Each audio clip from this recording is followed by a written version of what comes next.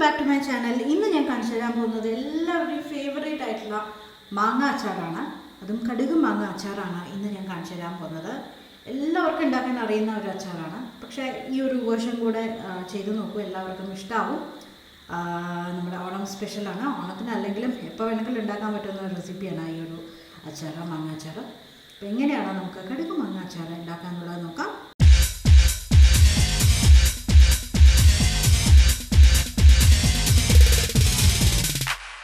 അച്ചാർ ഉണ്ടാക്കാൻ വേണ്ടിയിട്ട് ഞാൻ 3 പച്ചമാങ്ങ വളരെ ചെറുതായി കട്ട് ചെയ്ത് വെച്ചിട്ടുണ്ട്. തൊലി കളഞ്ഞിട്ട് ആണ് കേട്ടോ കട്ട് ചെയ്തിരിക്കുന്നത്. ഇനി ഞാൻ ഇതിലേക്ക് ഉപ്പ് ആഡ് ചെയ്യാൻ പോവുകയാണ്. എന്നിട്ട് നമുക്ക് കുറച്ച് നേരം വെക്കാം. അപ്പോൾ അതിൻ്റെ വെള്ളം ഇങ്ങനെ ഊറി വരും. അതിനുശേഷം നമുക്ക് അച്ചാറാക്കാൻ തുടങ്ങാം. ഇതിലേക്ക് ഉപ്പ് ആഡ് ചെയ്ത് കൊടുക്കുകയാണ്. ജസ്റ്റ് ഒന്ന് മിക്സ് ചെയ്യാം.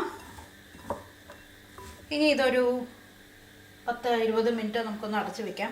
ഇനി നമുക്ക് ഉണ്ടാക്കാൻ തുടങ്ങാം. അപ്പോൾ അതിന് വേണ്ടിയിട്ട് ഒരു ചീനച്ചട്ടി ചൂടാക്കാൻ വെച്ചിട്ടുണ്ട്. ചൂടായി നമുക്കിതിലേക്ക് നല്ലെണ്ണ ഒഴിച്ചു കൊടുക്കാം. ഒരു 3 ടേബിൾ സ്പൂണോളം നല്ലെണ്ണ ഒഴിച്ചു കൊടുക്കുകയാണ് കേട്ടോ.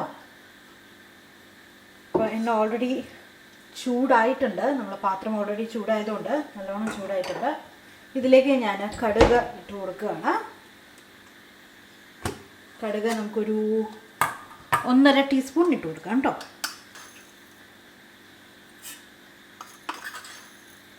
കടുക് ഒന്ന് പൊട്ടട്ടെ. അതിനുശേഷം നമുക്ക് കറിവേപ്പില, ബാക്കിയുള്ള ഐറ്റംസൊക്കെ ഇട്ട് കൊടുക്കാം. കടുക് ഇതാ പൊട്ടി തുടങ്ങിയിട്ടുണ്ട്. നമുക്ക് ഇതിലേക്ക് ഏകദേശം ഒരു 2-3 തണ്ട് കറിവേപ്പില ഇട്ട് കൊടുക്കാം. പൊട്ടി കഴിഞ്ഞില്ല. ഇനി നമുക്ക് കറിവേപ്പില ഇട്ട് കൊടുക്കാം.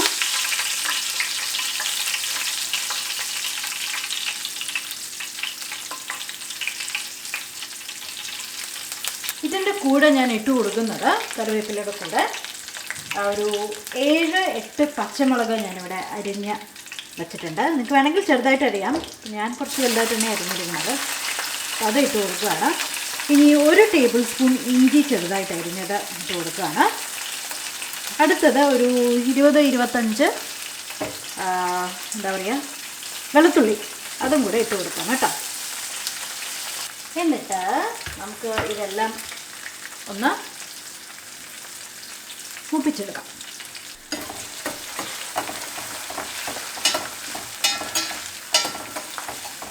നന്നായിട്ട് മൂത്ത് വന്നിട്ടുണ്ട്. അപ്പോൾ കണ്ടോ, ലൈറ്റ് ഗോൾഡൻ ബ്രൗൺ കളറായിട്ട് വന്നിട്ടുണ്ട്. ഇനി ഞാൻ ഇതിലേക്ക് മുളക് പൊടി ആഡ് ചെയ്ത് കൊടുക്കണം. അപ്പോൾ ഞാൻ തീ ഓഫ് ചെയ്യണം കേട്ടോ. തീ ഓഫ് ചെയ്തിട്ട് ബാക്കിയുള്ള ചൂടിൽ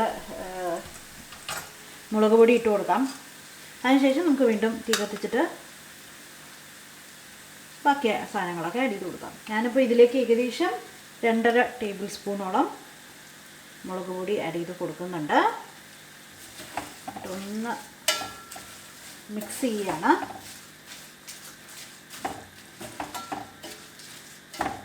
ഒന്നുകൂടെ ഞാൻ തീ കത്തിക്കുകയാണ് കേട്ടോ. ഇതിലേക്ക് ഞാൻ ഏകദേശം ഒരു 2 ടീസ്പൂൺ ഉലുവട പൊടി ആഡ് ചെയ്ത് കൊടുക്കുകയാണ്.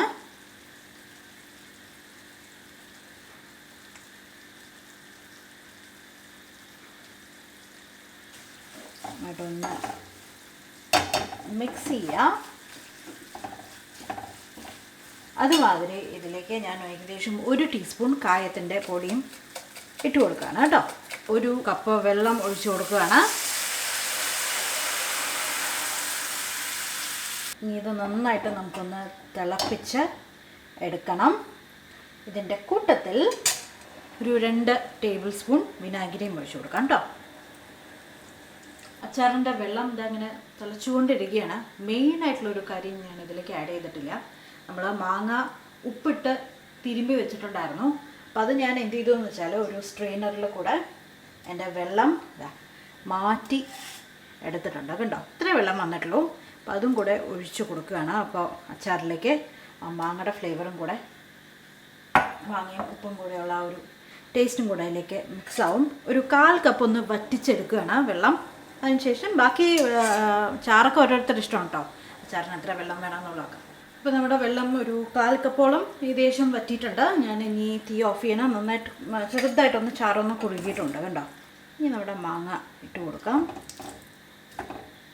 ഞാൻ മാങ്ങ ഉപ്പ് ആഡ് ചെയ്യുന്ന സമയത്ത് തന്നെ ഒന്ന് മേലേക്ക് നിൽക്കണ മാതിരിയാണ് ഞാൻ ഉപ്പ് ആഡ് ചെയ്ത് കൊടുത്തത് കേട്ടോ. അപ്പോൾ നിങ്ങൾ ആഡ് ചെയ്യുന്ന സമയത്ത് അങ്ങനെ നോക്കിയിട്ട് ആഡ് ചെയ്ത് കൊടുക്കാം. ഒന്ന് മേലേ നിൽക്കണം, എന്നാലേ ചാറൊക്കെ വരുമ്പോൾ കറക്റ്റായിട്ട് വരുള്ളൂ. ഇനി നമുക്കൊന്ന് മിക്സ് ചെയ്യാം. ഇനി ഇതൊന്ന് ചൂടാറട്ടെ. ചൂടാറി കഴിഞ്ഞാൽ നമുക്കൊരു കുപ്പിയിലാക്കിയിട്ട് വേണ്ടപ്പോൾ എടുത്ത് കഴിക്കാം. അപ്പോൾ ഇത്രയേ ഉള്ളൂ. എന്തായാലും എല്ലാവരും ട്രൈ ചെയ്ത് നോക്കൂ നമ്മുടെ കടുക് മാങ്ങ അച്ചാർ. ഓക്കെ, വീഡിയോ ലൈക്ക് ചെയ്യാനും ഫ്രണ്ട്സിനും ഫാമിലിക്കും ഷെയർ ചെയ്യാനും മറക്കരുത്. നമ്മൾക്ക് പുതിയ വീഡിയോ ആയിട്ട് വീണ്ടും കാണാം. Bye bye.